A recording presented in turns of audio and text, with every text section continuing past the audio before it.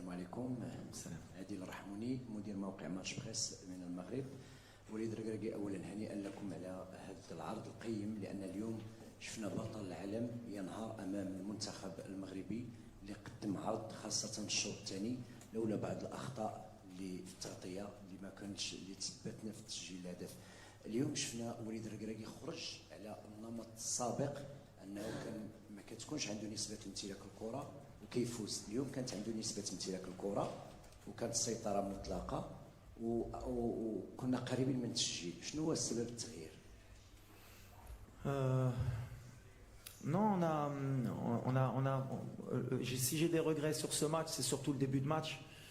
C'est d'avoir encaissé ce but rapidement, qui a donné encore plus de certitude à l'équipe de France pour rester dans son schéma. On avait dit que s'ils nous laisseraient le ballon, on le prendrait. Nous l'ont laissé, mais on a fait trop d'erreurs techniques à ce niveau-là pour pouvoir, en tout cas en première mi-temps, leur poser des problèmes. En deuxième mi-temps, on a été un peu plus, on va dire, adroit. On a moins perdu de ballon, on leur a posé des problèmes, on s'est créé beaucoup de situations. Mais on n'a pas été décisif dans les derniers 30 mètres. Malheureusement pour nous, on voulait marquer pour leur mettre le doute. Et après, avec une équipe comme la leur, avec les talents qu'ils ont offensivement, on sait qu'on peut être puni à tout moment. Et c'est ce qui s'est passé sur le deuxième but. Le deuxième but, il nous a un peu cassé les jambes, mais on est resté debout. On a essayé d'aller jusqu'au bout pour marquer ce but qui pouvait nous faire espérer. Mais félicitations à l'équipe de France. Je l'avais dit avant le match que c'était une grande équipe. Avec peu de choses, ils sont capables de gagner. Mais où je suis content, c'est que sur l'impact dans le rythme, malgré les blessés, malgré la fatigue, on nous promettait d'être fatigués, mais les joueurs au moins ils ont donné le maximum. Et je pense qu'on les a fait douter par moments. Et déjà ça pour nous c'est extraordinaire. Après, pour anticiper un peu les questions, sur une compétition comme la Coupe du Monde de très très haut niveau, pour essayer d'aller la gagner, je pense que la marche a été un tout petit peu trop haute pour nous. Pas en termes de qualité, pas en termes de tactique, c'était plus athlétique, plus physique. On a eu trop de blessures, trop de joueurs qui ont joué à pratiquement 60-80% depuis le début de la compétition. Et avec tout ça, on fait quand même demi-finaliste. Donc d'abord, je veux féliciter l'équipe de France d'abord, leur dire bravo. Et maintenant, on va être derrière eux.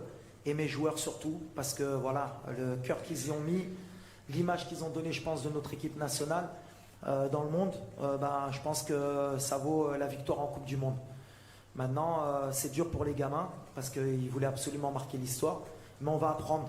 On ne gagne pas une compétition comme la Coupe du Monde sur un miracle. On doit encore travailler pour revenir encore plus fort, Inch'Allah. Ahmed Talal, TV. Coach, après cet exploit, on va dire un exploit historique durant cette Coupe du Monde, est-ce que votre prochain objectif sera la prochaine CAN? Merci. Forcément, et puis on s'est encore plus mis de pression. Déjà qu'on était souvent des favoris, mais là avec la demi-finale, on est obligatoirement obligé de pas se cacher, et puis on va pas se cacher. Maintenant, voilà, il y a d'autres critères. L'Afrique, c'est différent.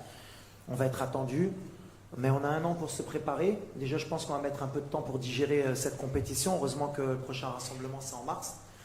Mais je l'ai dit la dernière fois, moi, sur mon contrat, je me cache pas, je suis ambitieux. J'ai dit que si on faisait pas minimum demi-finale, je partirais.